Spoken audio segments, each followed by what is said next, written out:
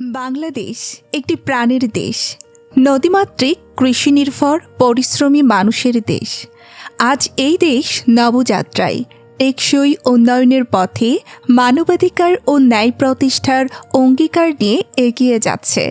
আর এই যাত্রার অগ্রভাগে রয়েছে নাটোর ৪ আসন, বড়াইগ্রাম ও গুরুদাসপুর। প্রযুক্তির প্রসার, অবকাঠামো, শিক্ষা, কৃষি সব খাতেই নতুন স্বপ্ন, নতুন পরিকল্পনা, নতুন বাস্তবতা নিয়ে এগিয়ে যেতে আমরা অঙ্গীকারবদ্ধ। বড়াইগ্রাম ও গুরুদাসপুর ঐতিহ্য, কৃষি, সংস্কৃতি ও প্রবাহমান নদীর সমৃদ্ধ উপত্যকা। এখানকার মানুষের প্রধান জীবিকা কৃষি, ধান, রসুন, পেঁয়াজ, শাকসবজি, তরমুজ, বাঙ্গি, পটল।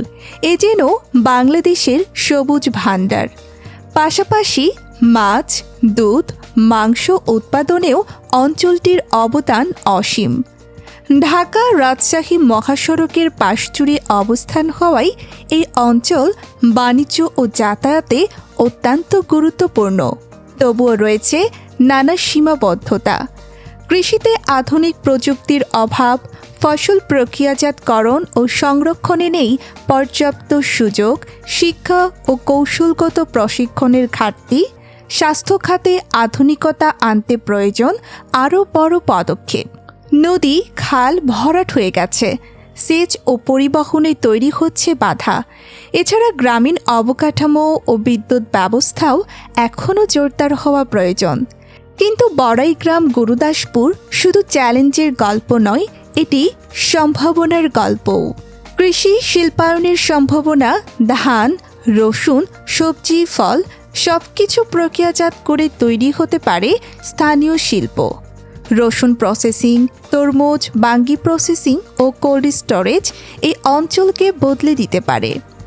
উন্নয়নের মূল ভিত্তি হবে কৃষি। কৃষকদের হাতে পৌঁছে দেওয়া হবে আধুনিক প্রযুক্তি, সার, বীজ, সেচ সুবিধা। রসুন, সবজি ও ফলের উৎপাদন, পরবর্তী প্রক্রিয়াকরণ কারখানা গড়ে তুললে কৃষক দাম পাবে ন্যায্য। অনলাইন কৃষি মার্কেটিং প্ল্যাটফর্ম চালু হলে উৎপাদন যাবে সরাসরি দেশের বাজারে অথবা রফতানিতে। কৃষিভিত্তিক কোল্ড চেইন স্থাপন করে নষ্ট হওয়া ফসল রক্ষা করা হবে। গুরুদাসপুরে ফিশ প্রসেসিং প্ল্যান্ট এবং মৎস্য গবেষণা কেন্দ্র স্থাপনের পরিকল্পনা কৃষিকে নিয়ে যাবে নতুন উচ্চতায়। মাছ ও মৎস্য রফতানির সম্ভাবনা। পুকুর, হ্যাচারি, চিংড়ি ও দেশি প্রজাতির মাছ সবই রফতানিযোগ্য পণ্য। এখানে একটি ফিশ প্রসেসিং জোন গড়ে উঠতে পারে সহজেই।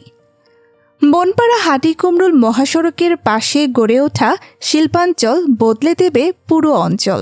গ্যাস সুবিধা নিশ্চিত হলে তৈরি হবে নতুন কারখানা, নতুন ব্যবসা, নতুন কর্মসংস্থান। তরুণদের জন্য শুরু হবে উদ্যোক্তা প্রশিক্ষণ, টেকভিত্তিক শিক্ষা, দক্ষতা উন্নয়ন। নারীদের জন্য হস্তশিল্প প্রশিক্ষণ, ক্ষুদ্র ঋণ ও বাজার সংযোগ বাড়ানো হবে। পরিবারে আসবে আর্থিক স্থিতি। প্রতিটি স্কুলে আইটি ল্যাব, ডিজিটাল বাংলাদেশের রূপকল্প বাস্তবায়নের নতুন অধ্যায়। প্রতিটি ইউনিয়নে অনলাইন ট্রেনিং সেন্টার, তরুণরা ঘরে বসেই শিখবে বিশ্বের দক্ষতা। কাশারি ও টেকনিক্যাল ট্রেনিং সেন্টার গড়ে তোলা হবে। এছাড়া বড়াইগ্রাম, গুরুদাসপুরের মাঝামাঝি স্থানে কৃষি বিশ্ববিদ্যালয় স্থাপনের পরিকল্পনা। এটি কৃষি, শিক্ষা, গবেষণা এবং প্রযুক্তির নতুন বিপ্লব ঘটাবে। মানুষের মৌলিক অধিকার, স্বাস্থ্যসেবা। উপজেলা স্বাস্থ্য কমপ্লেক্সে থাকবে বিশেষজ্ঞ চিকিৎসক, আধুনিক যন্ত্রপাতি এবং ২০ শয্যার কেন্দ্রীয় ওয়ার্ড। ইউনিয়ন স্বাস্থ্যকেন্দ্রে বাড়ানো হবে চিকিৎসা সুবিধা, থাকবে পর্যাপ্ত ঔষধ।